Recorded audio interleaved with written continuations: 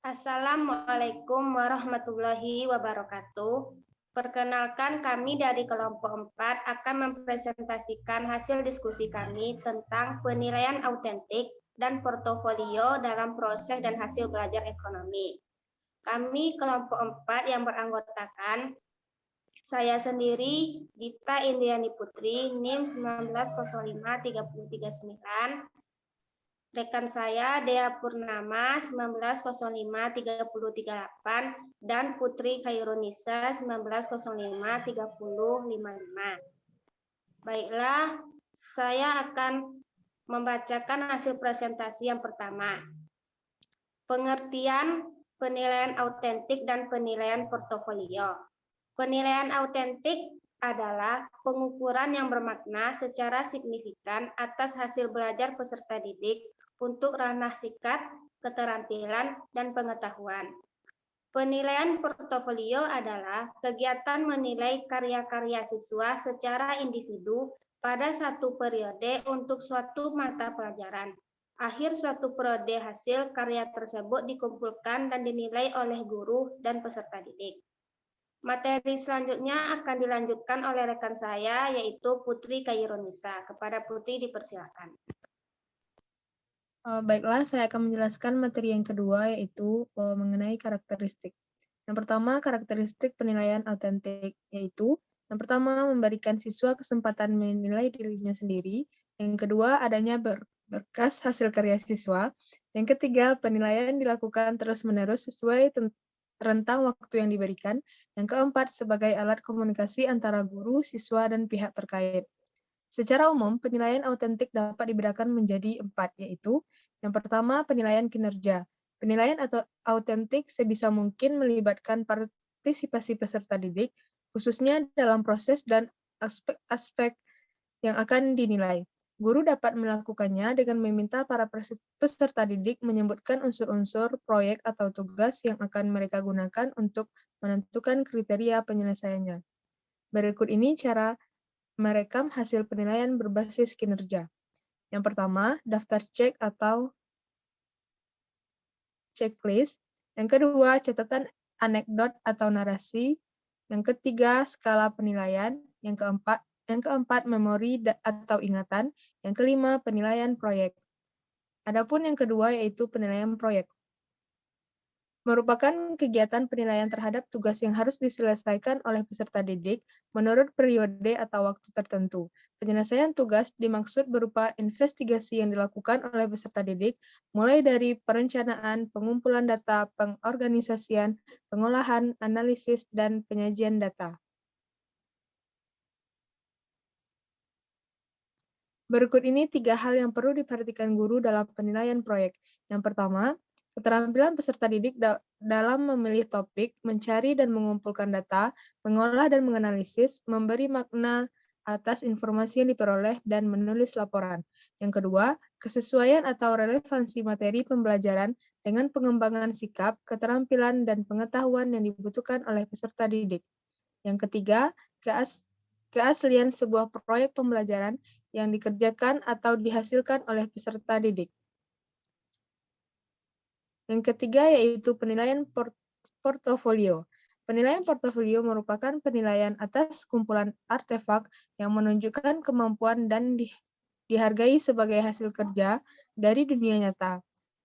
Penilaian portofolio bisa berangkat dari hasil kerja peserta didik secara perorangan atau diproduksi secara berkelompok, memerlukan refleksi peserta didik dan dievaluasi berdasarkan beberapa dimensi. Yang keempat, penilaian tertulis.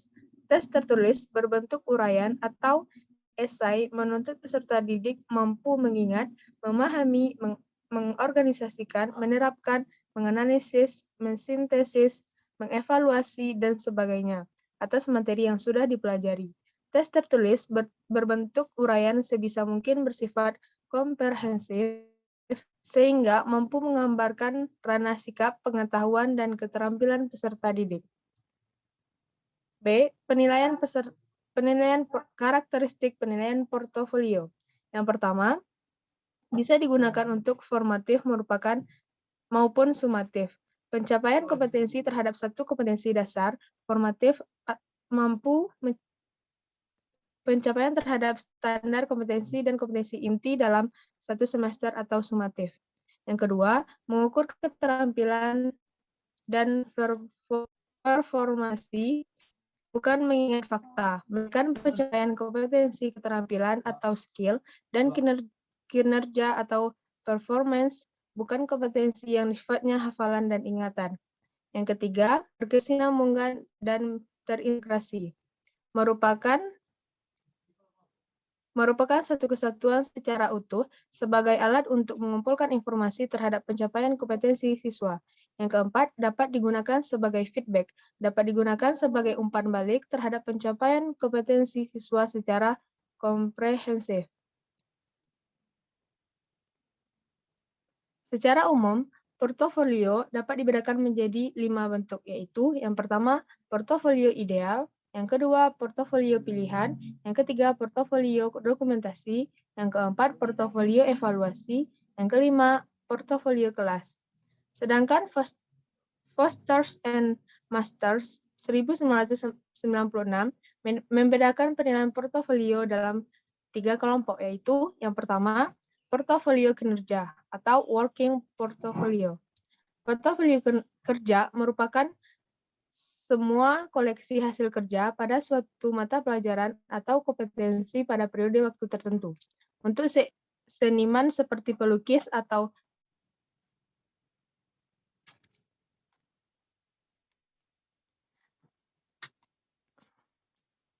portofolio kerja merupakan semua koleksi hasil kerja pada suatu mata pelajaran atau kompetensi pada periode waktu tertentu. Untuk seniman seperti pelukis atau fotografer, portofolio kerja seperti misalnya sketsa, catatan, draft setengah jadi, dan produk atau lukisan yang telah jadi.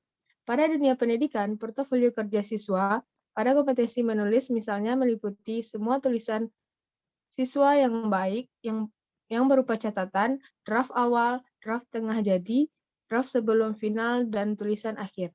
Portofolio kerja siswa untuk kompetensi matematika kelas 7 misalnya dapat berupa hasil ulangan atau kuis, laporan suatu tugas, refleksi, dan hasil penilaian dari diri siswa, dan jurnal atau catatan harian siswa.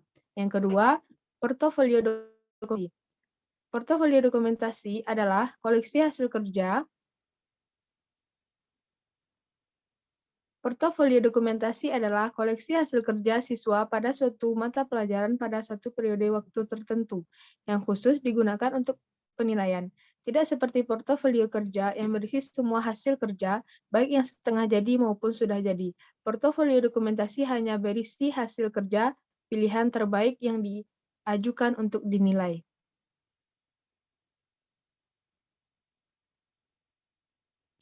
Yang ketiga, portofolio pilihan. Portofolio pilihan digunakan untuk menunjukkan hasil terbaik yang dihasilkan oleh siswa pada satu mata pelajaran atau kompetensi tertentu. Tidak seperti portofolio dokumentasi yang memuat bukti proses dalam menghasilkan produk. Portofolio pilihan hanya berisi produk yang telah selesai. Portofolio pilihan tidak memuat bukti proses pekerjaan, perbaikan, dan penyempurnaan produk. Sekian materi yang dapat disampaikan, saya kembalikan kepada moderator. Baiklah, terima kasih kepada Putri. Materi selanjutnya akan dilanjutkan oleh rekan saya, yaitu Dea Purnama. Kepada Dea, dipersilakan. Materi selanjutnya yaitu penerapan penilaian dalam mata pelajaran ekonomi. Yang A, penerapan penilaian autentik. Penerapan penilaian autentik merupakan salah satu langkah tepat yang diamanahkan oleh pemerintah kepada guru di sekolah, karena penilaian autentik memiliki berbagai tujuan. Tujuan penilaian autentik diantaranya, yang pertama yaitu melacak kemajuan peserta didik. Yang kedua yaitu mengecek tercapaian kompetensi peserta didik. Yang ketiga yaitu mendeteksi kompetensi yang belum dikuasai. Yang keempat yaitu menjadi umpan balik untuk perbaikan bagi peserta didik. Penerapan penilaian portofolio yang lainnya yaitu pertama, mengidentifikasi masalah yang ada di masyarakat. Terdapat beberapa kegiatan yang dilakukan guru bersama siswa, salah satunya yaitu mendiskusikan tujuan. Yang kedua yaitu memilih masalah untuk kajian kelas.